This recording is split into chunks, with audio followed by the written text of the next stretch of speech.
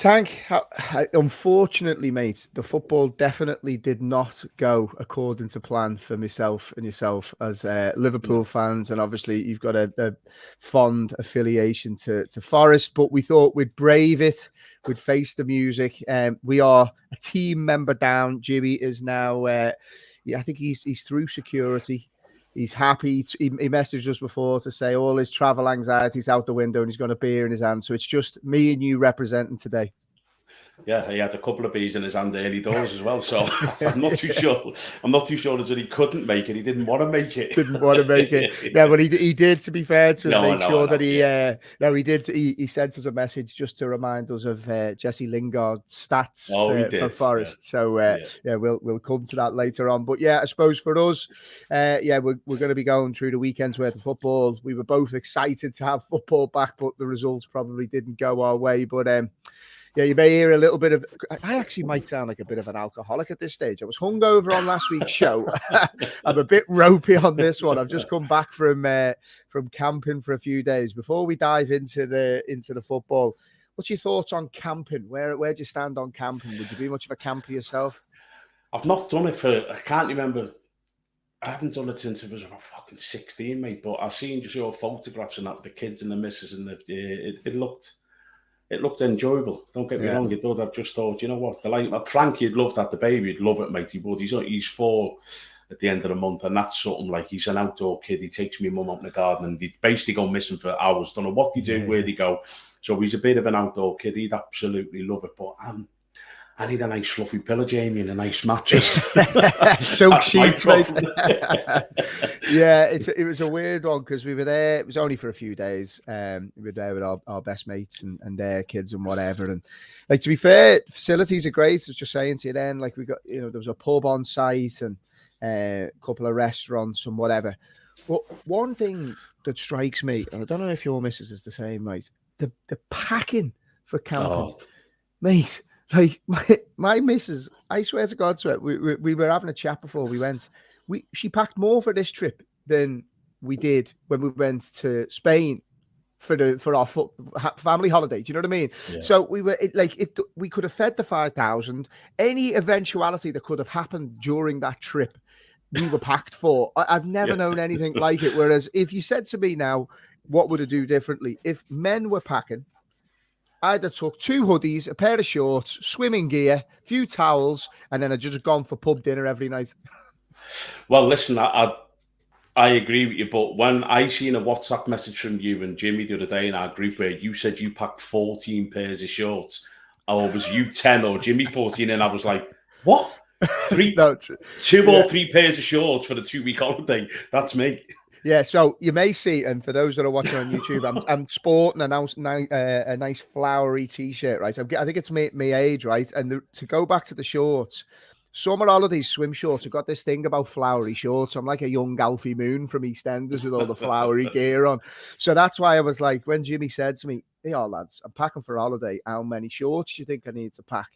And I'm just thinking, how many flowery shorts can I get in round the pool? Yeah. So yeah, I'd be packing a good solid 10, but Jimmy, I think Jimmy's going with 14. Yeah, no, see, I mean, I'm 2 max. 3 is like pushing the boat out. Yeah, but, it's normally 2, and it's like I'll wear one day, put them on the balcony, dry the next day, and then after that, get the ones want to dry. Yeah, and go that's back. Just my rotation, mate. Rotation. So that's it. I wouldn't have you down as a flowery shorts man either, mate. No. Look at me. I do it just to annoy me missus most of the time. But anyway, right, the football. So, first game of the weekend was Arsenal. And I have to say, I don't know about you, I was impressed with Arsenal offensively. I thought they looked really bright. In particular, I thought Gabriel Jesus, as we like to call him, I thought he looked absolutely razor sharp for 60, 65 minutes. He did. He's going to be a good signing, isn't he? And do you know what I think is going to be for him is he's going to be the top man, and I think he's going to be that player who thrives on being the top man. Some players thrive with it, some don't. But I just think he's going to be. Yeah, he's going to have a big say of where Arsenal finish in the season. What I will say is, although I thought Arsenal were really, really good, that was a poor performance from Crystal Palace. I just thought they offered basically nothing. They weren't like, when you go to play to Crystal Palace, and once the fans get on you there, it's like, a cauldron, and it's a difficult place to go and play. And I just thought it was like a pre-season game for Palace. You're like, where's Palace here? And I'm not taking nothing away from Arsenal. I just thought, I wouldn't get too carried away. That's what I'm saying. There was some really good performance from Arsenal. Don't get me wrong. The young centre back. I mean, he looks a player. Why? I understand why he's on loan. There was there was been a lot of comments saying, why is he being on loan for 2 seasons, 3 seasons? Centre back's not a position where you just go in at 18 and 19 and say, there you go, crack on, good luck with it. Not at this level. It just doesn't happen. John Terry come on loan to Forest when he was 18, 19-year-old lad. Yeah, I didn't know that. Yeah. And you're looking at him, you think, fucking hell, why we signed him? He's not like a big unit, but in training, once he was on the pitch, you were like, okay, now. And listen, he made a few mistakes when he was there as well, but that's all part of building him to go and do what he's done. I mean, he's probably one of the greatest centre-halves that's ever played football when he went back to Chelsea. He learned his trade, if you like, at Forest. So all the people are saying, why is he on loan? Well, the reason he's on loan is to learn the game, and, he's still only 21.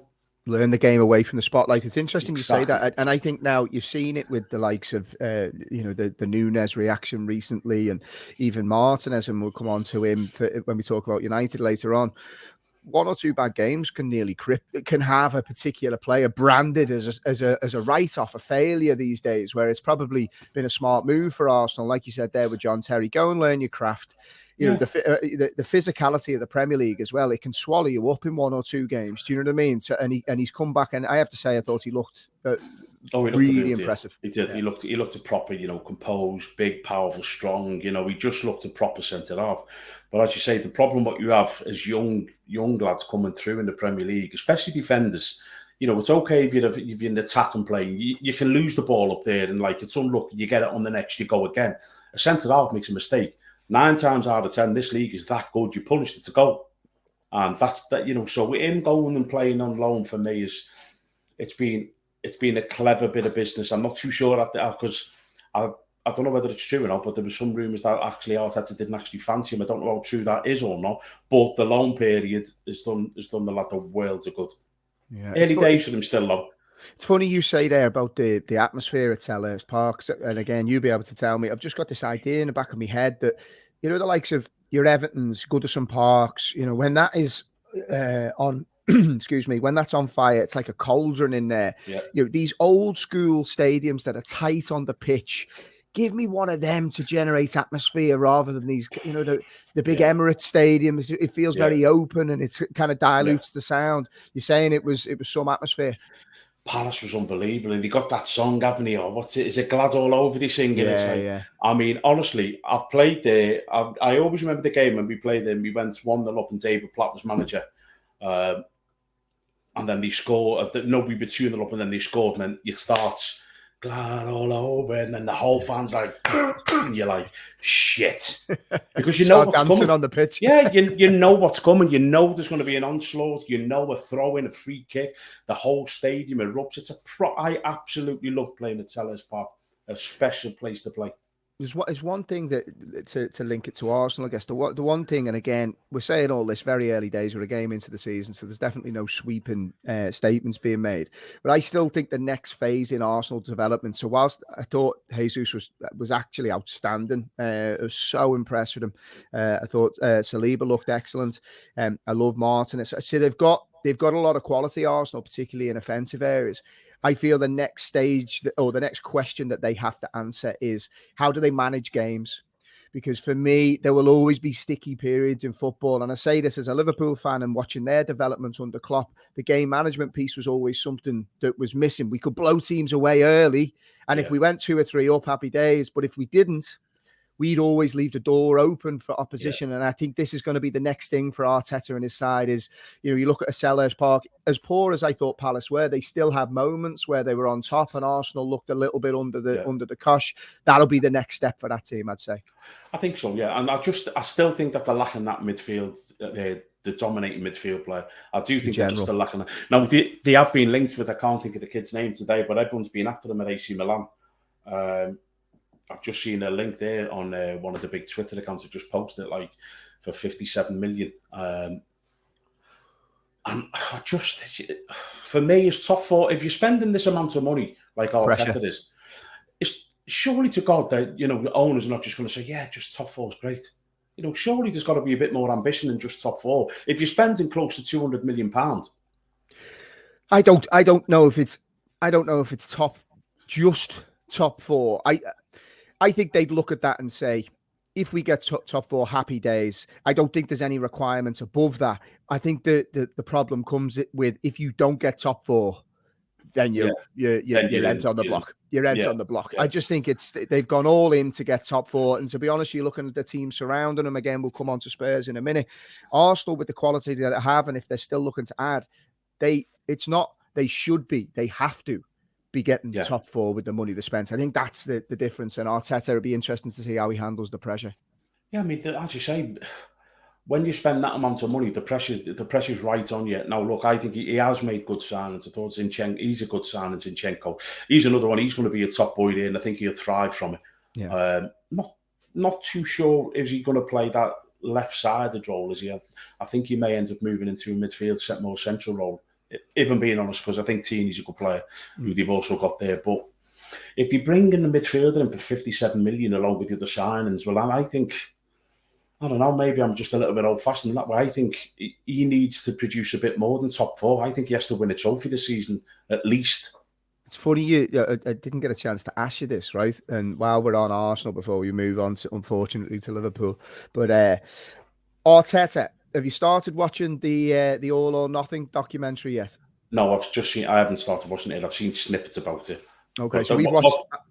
So yeah, the one I want to ask you, right, is, and you don't need to have seen it to give an opinion, I guess, because I've watched it with my son, the first 3 episodes. The one thing I'm worried about with my son, it's very well shot, I have to say. Like, my son Josh is actually developing feelings towards Arsenal here, so they need to hold the horses here, or it could be losing my son as a Liverpool fan.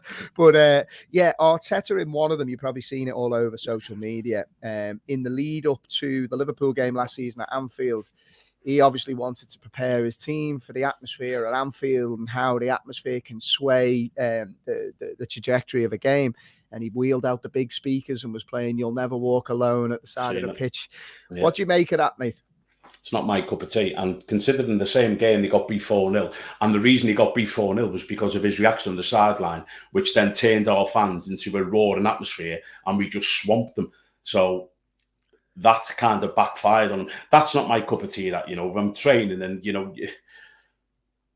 what would the dressing room, be honest, what would the dressing room do? Well, the dressing room would be mocking him a bit. I've got to be honest. I've seen some stuff. I've seen where he's got the photographer to come in and give a speech as well. I've seen that on Twitter. Now, that's a nice little thing to do, but I'm telling you now, as a player, they're like, what the fuck's that all about there? We've got a big game against Tottenham, and we've got the fucking photographer saying, I love you guys. You guys, just go out and tackle. Fuck off. Give me some tactical stuff, and, tell me how I'm going to stop Harry Kane.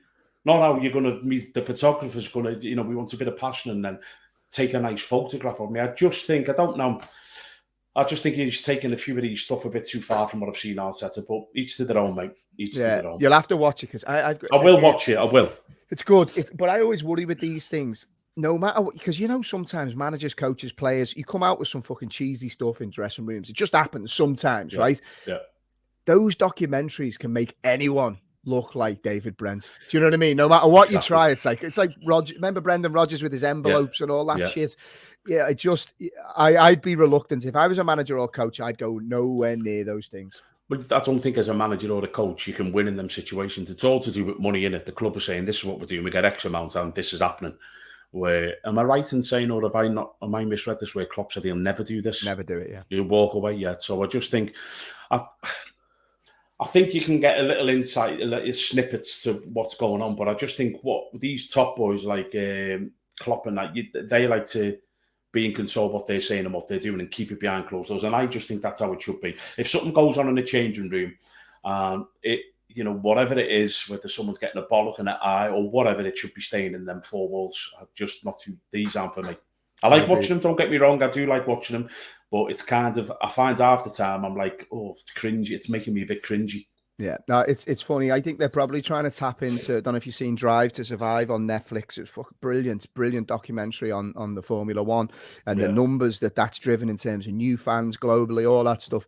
I think it's easy for Klopp, and I agree with him. I think what happens in the dressing room should stay in the dressing room. I'd always watch these shows, but I just said to you there about my son becoming a bit of a secret Arsenal fan now. Yeah. That's why they do it, because it's very easy to get a new wave of fans and all that. But if it's your own club, you're watching through your fingers at the cringe. Tank, Liverpool, where do we start, mate? Because obviously, you know, when we're on this, I try to remain impartial. I think I do a particularly good job. You don't, and you shouldn't have to. But, you know, Jimmy's not here to correct us, so we'll probably go into Liverpool mode a little bit here. I have to say, whilst there was some positives in the last 30 minutes of the game, I was flat as a witch's tit on after that game. I'm not going to lie to you, mate. It was very deflating coming the start of the season. You want to be starting well, and you're putting in that type of performance for 65 minutes. Yeah, it was. I've got to be honest. I thought we were absolutely dreadful. I thought there was no spark, and I thought Fulham done to us what we normally do to teams. They just swamped us. They didn't give us a minute on the ball. But then you're looking and thinking, okay, if that's what this newly promoted team are doing. Let's get it right, mate. Their manager's saying, I need signings. We've only got 16 players here. They're not exactly blessed with a great squad, but they just, I thought, fucking hell, we've come away there and I'm like, we've done well to get a point. And I just thought, I don't know whether it was kind of an attitude type of thing where, you know, the likes of Van Dijk in the back four were like, it's Fulham, fucking we'll just stroll through this. I thought that was Van Dijk's worst game of football I've ever seen him in. I thought he looked a shadow of the player. And do you know what? This is what I said. I actually said to one of the lads, I'm going to bring this up on the podcast. He said to me, I'll have to send these to you on the WhatsApp, by the way. He sent me a photograph of Van Dijk against Fulham and a photograph of Van Dijk earlier last season. Mate, he looks heavy. He looks like he's put a bit of timber on, and like my mate was going, he's not fit, he's heavy. And I just thought the whole thing with Van Dijk was kind of like, I watched like when Mitrovic is running man and he's kind of getting his body as if to say, body shape was wrong. And I'm like, what the fucking hell, you're the best centre half in the world, what are you doing? Just go and stand in front, take the ball off him, and like you normally do. I thought he set our tone for a really, really poor performance. And listen, I've loved the fella. Bobby Firmino he always will go down in my eyes as a Liverpool legend. He's been phenomenal. The last 2 seasons, Bobby has really, really been poor. And I'm sitting there thinking, you've got Núñez on the bench there who come on and lit the whole place up against Man City. And he doesn't start. And then, you know, he does more in 3 or 4 minutes when he comes on against Fulham than Bobby does in the whole 70 minutes. And I'm like, come on, he's our big signing. Yeah. Playing. Yeah, it's a difficult one because I tweeted before the game. I get why Klopp likes to do this. He did it with Andy Robbo. He's done it with loads of them. He phases them in over time once they get used to our way of playing. But I'm looking at that game, and you know better than me, mate. You know, if you're a back four and Fulham were not going to try and be expansive. I was a bit of a prick actually in the tweet I sent out. I didn't mean it to be, but I was just annoyed after the game. They were a little bit, I thought, and this isn't meant disrespectful, but a bit like a pub side in that they were just super aggressive, direct. They didn't really want to try and play through the thirds. It was just like, let's compete, win your individual battles. And they just swarmed Liverpool. There wasn't any great incisive play. It was clip it up to Mitrovic, who did an unbelievable job, in my opinion, for a guy that is painfully slow. Like, you've seen him move. He's just, you know what I mean? And he held up the back four. He occupied players. I thought they were excellent at what they were doing, but there wasn't some great tactical plan.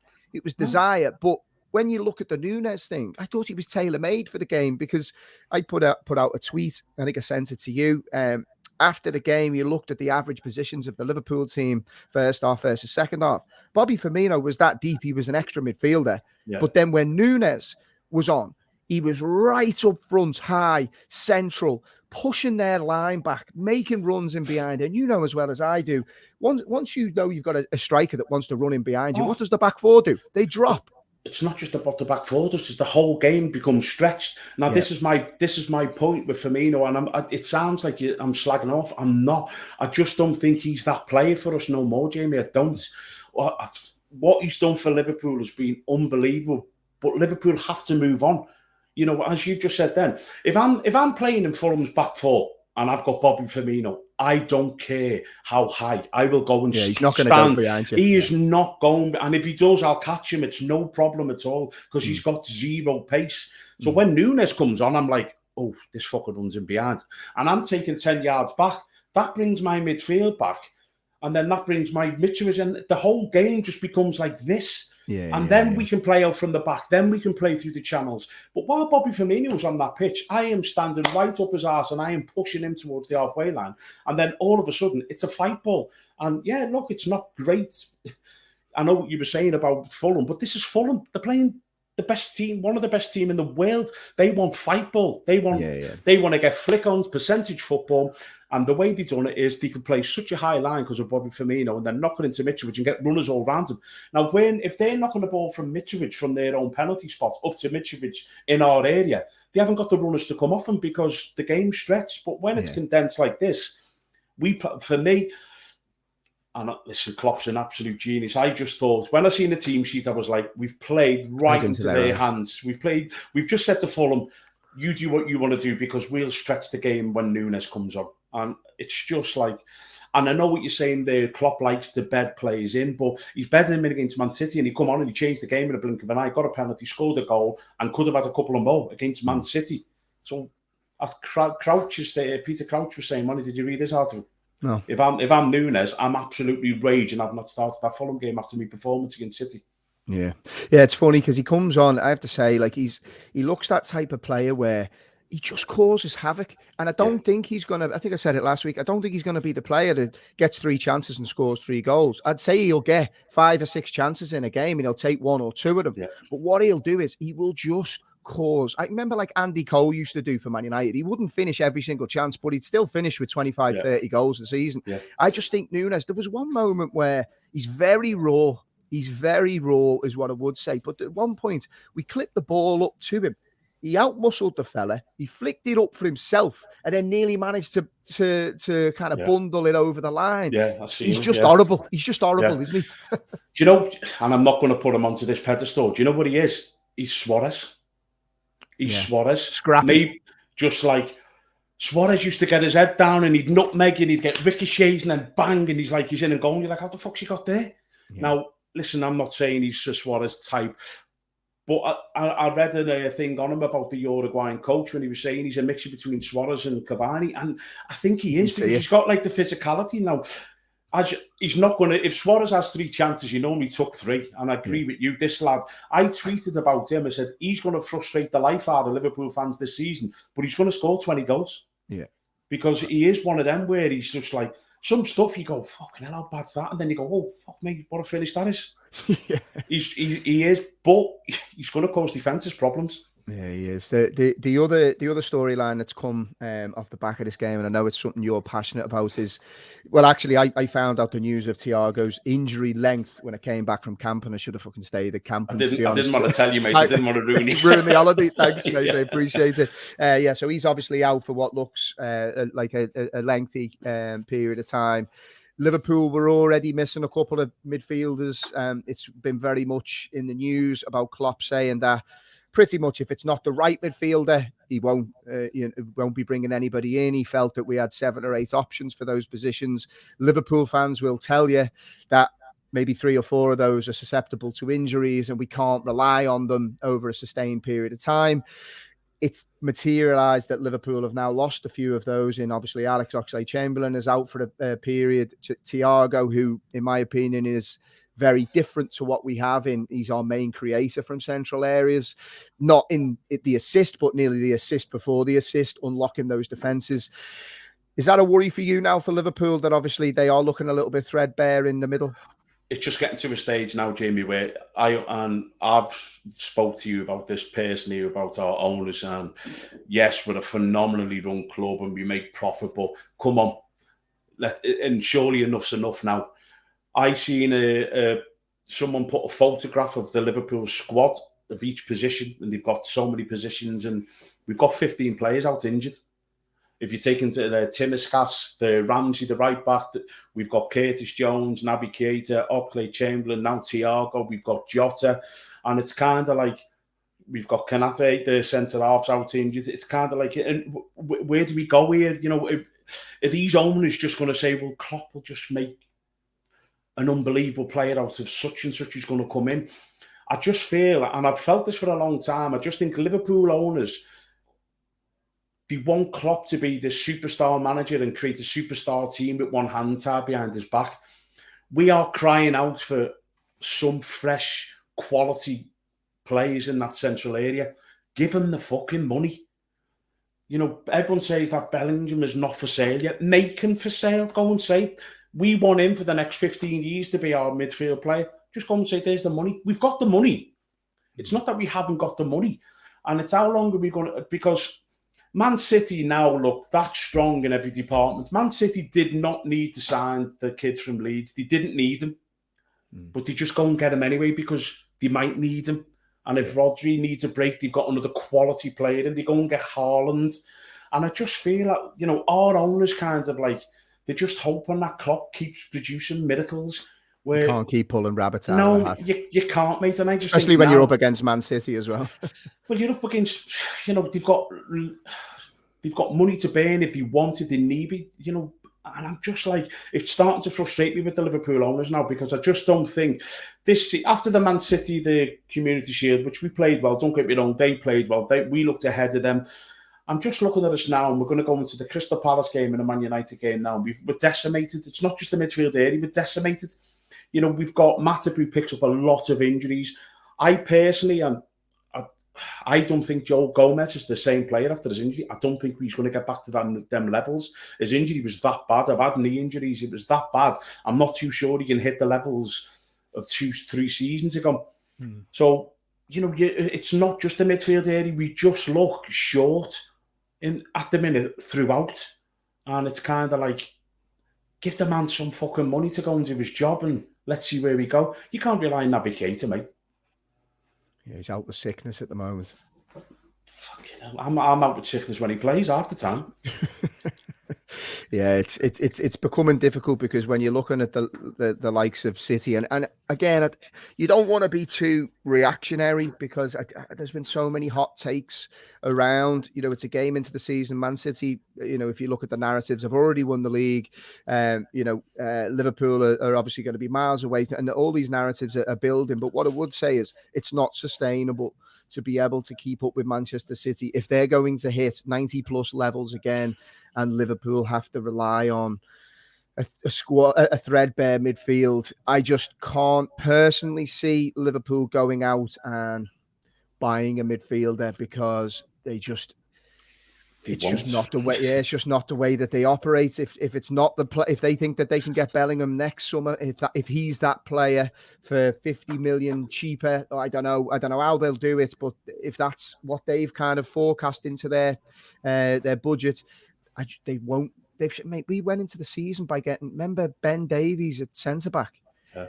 Rather than going out and buying a proper centre back, we went and tried to be smart in the market. He came in to give us reinforcements. He didn't even play. Liverpool needed a centre back. We were playing Carroll and Sue from the canteen at centre back. Do you know what I mean? And we still didn't go out and get a centre back. So I just can't see him doing it. You won't, but, you know, you go through our midfield and, you know, as you say, you've got players like Jordan Henderson picks up nickels. Fabinho picks up nickels. Keita has made of rich tea biscuits. You know, he's just like, he can't stay fit. Ox can't stay fit. He's another one I don't think he's ever got back to anywhere near the level since he had his bad injury. The Ox, and you kind of like Curtis Jones. Look, Curtis Jones is a nice player, but Curtis Jones doesn't get under the top 6 midfield starting, in my opinion. And then you've got, you know, the problem I've got, Jamie, is I'm looking at Chelsea. Chelsea are spending absolute fortunes. I'm looking at Arsenal. We've just spoke about Arsenal. They could be spending close to 200 million this summer. I'm looking at Spurs, who just have give Conte the reins and said, you go and get what you want, you make us this team. We're standing still. That's the issue. We're standing still, and we're like, well, we'll make these signings next season. But Tottenham might have closed the gap to a point or overtook us this season.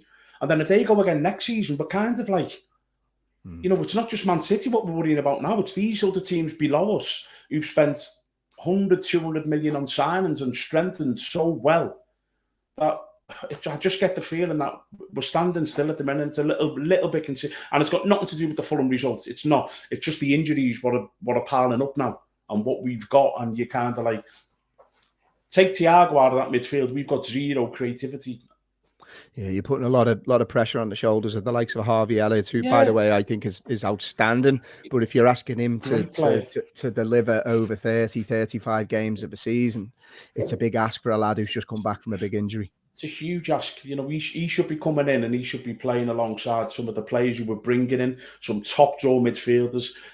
And he should be coming in and doing what he did. I thought he played really well when he came on against Fulham. I just thought he just changed the game. He links up so well with Mo and Trent as well on that side. But we shouldn't be putting the pressure onto him to be that guy already. Yeah, I agree with you. Manchester United.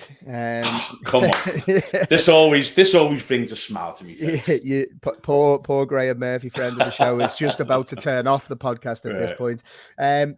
Yeah, it's a strange one because I look at United and look, they are, in my head, they're my biggest rivals. I say this all the time. You know, I don't want Manchester United to be better than Liverpool, but at the same time, I've got a lot of friends who are Manchester United fans, and I think English football is better for Manchester United being strong. And I see so many parallels when I look at what they're going through to where Liverpool were when we were struggling and trying to build. And you look at that game there.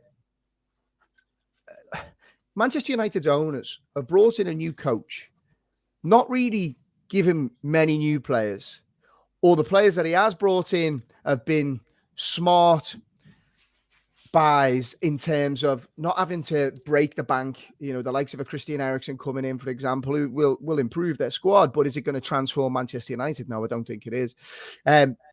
But they're ultimately asking for him to be able to transform things whilst not really giving him the tools that he needs. And it very much felt like the same Manchester United.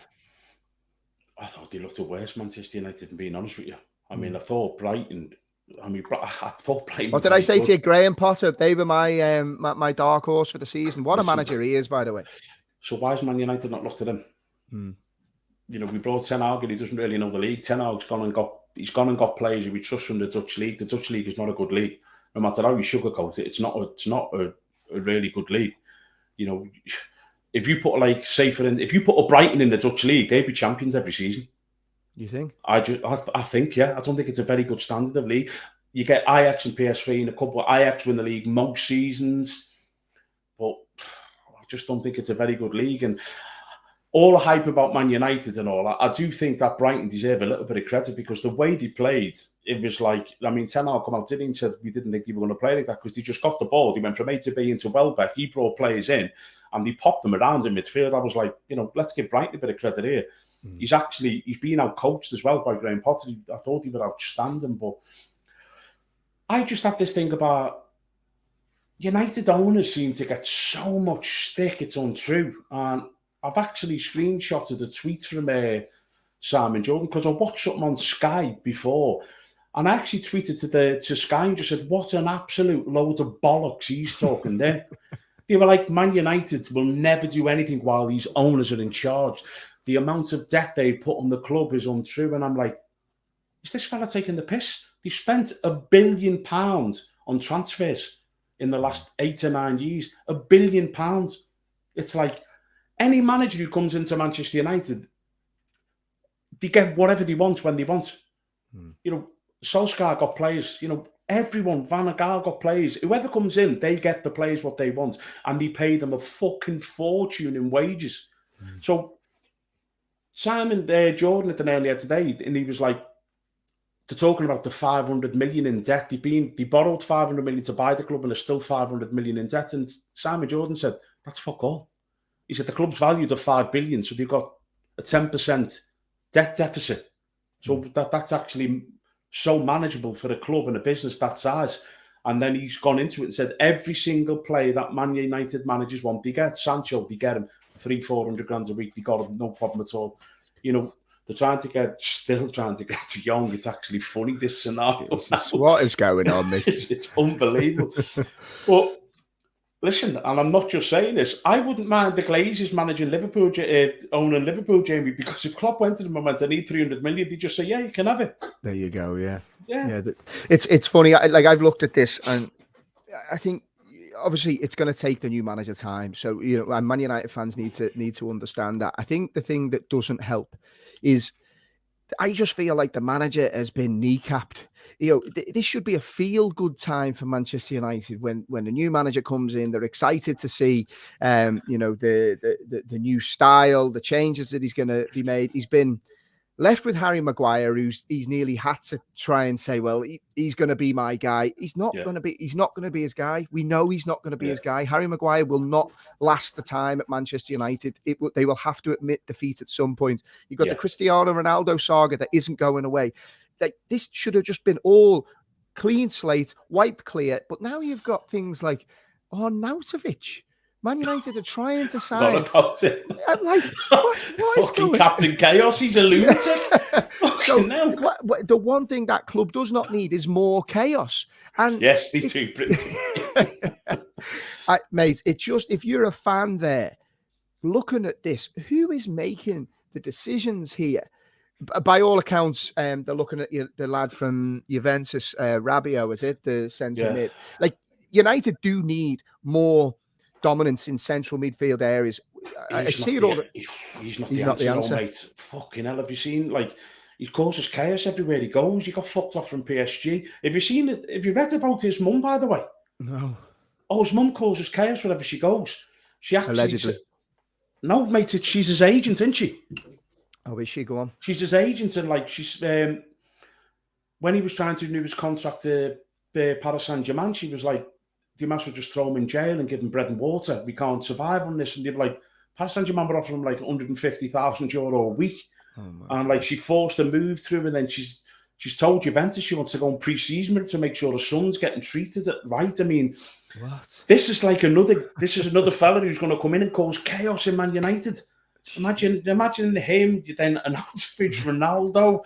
You're like, this is like... Rabiot's mum sat on the bench next to Ten Hag. Saying to Ten Hag, you're doing it wrong. And like, this is going to be like a coronation episode United soon.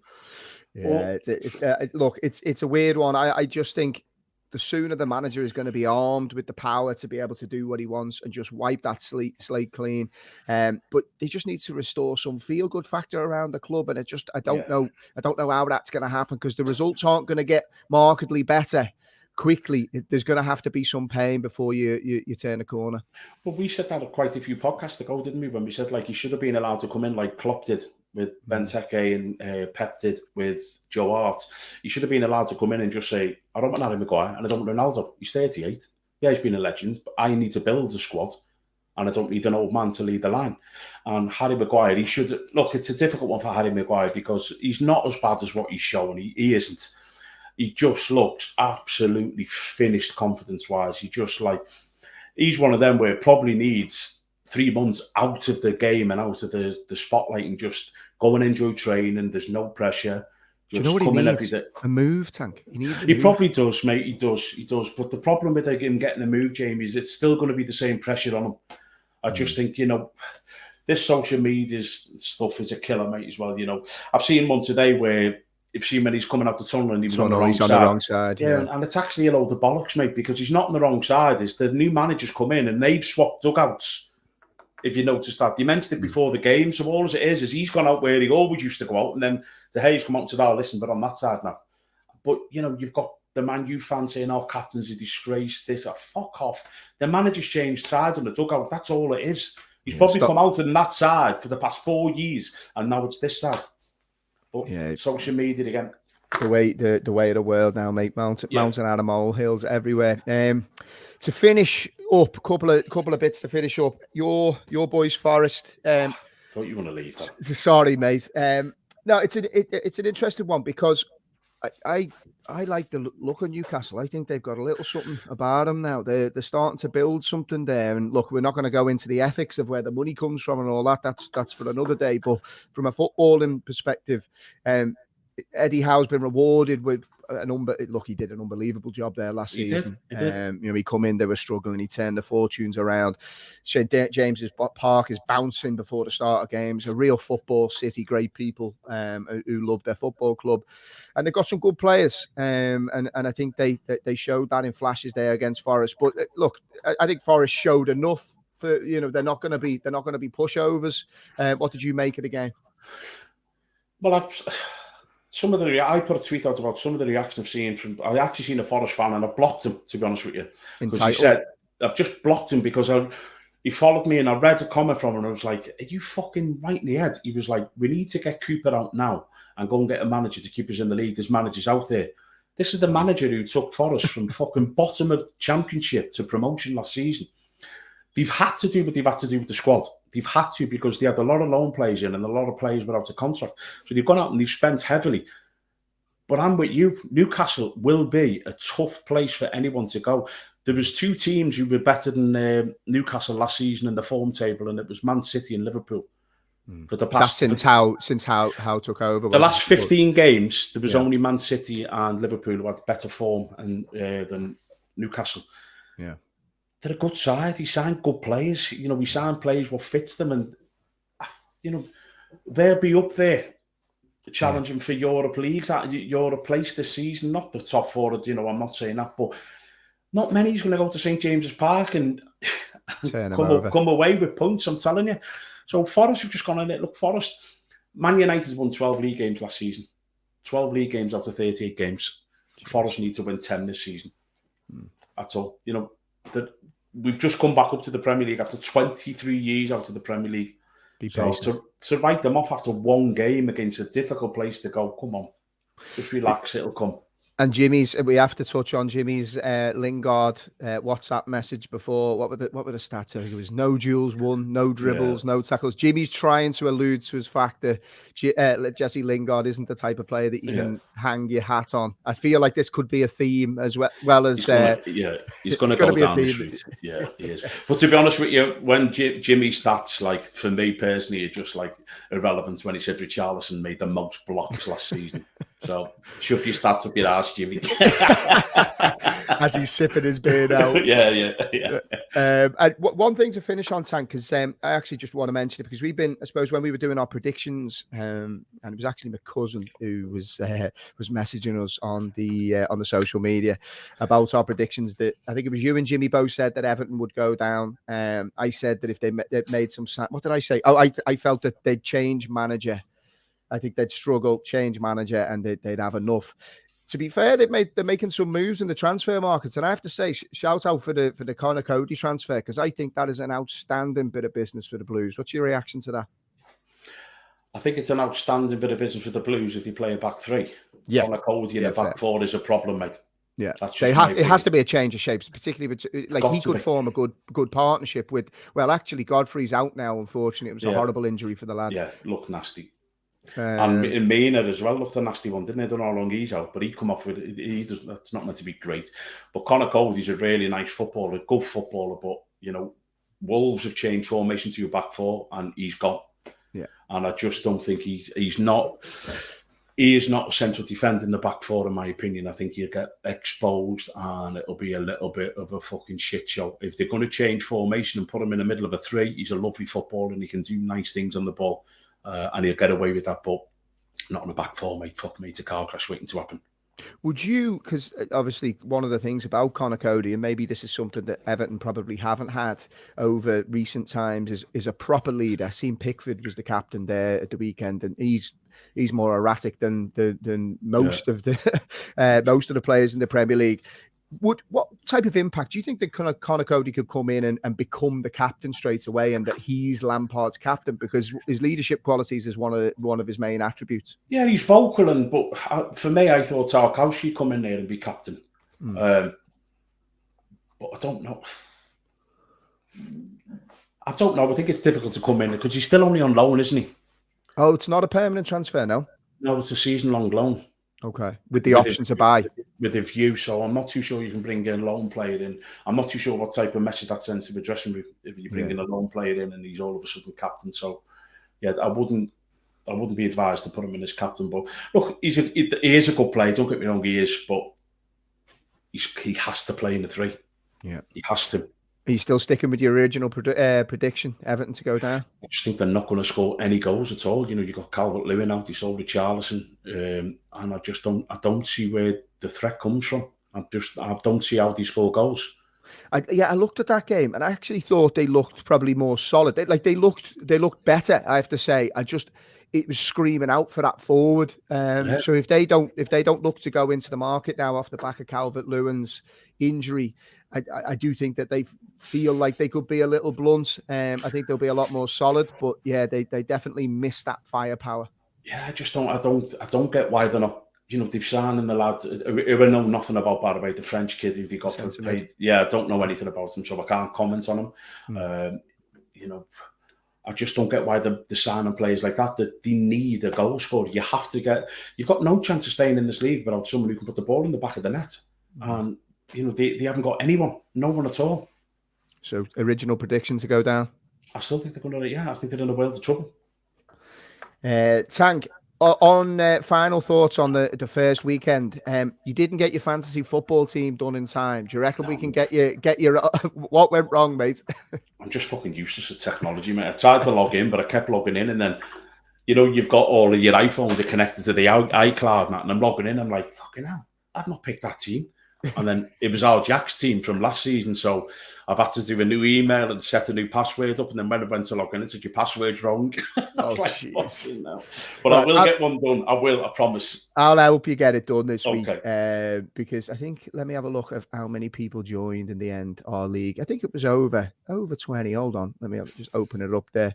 So we got. Oh no. So we got 32 people have joined our league, and yeah, I'd say a fair few of them want to pit themselves against you. So I'll help you get your team. So well, no, you can pick your own team. I'll just get you logged in. Get me logged in. If you get me logged in, I'll do it. Yeah, and for those that do like the fantasy football, I've already done my wild card. So do you know what that means, mate? So basically, I'm fucking had enough of my team after 1 week, and you can use a wild card where you can transfer as many of them out, and you only get one of them basically for the first half of the season, and I've already used it after 1 week. So panic stations already from me. But the plan is, so obviously going to do fantasy football. We're still working on something in the background.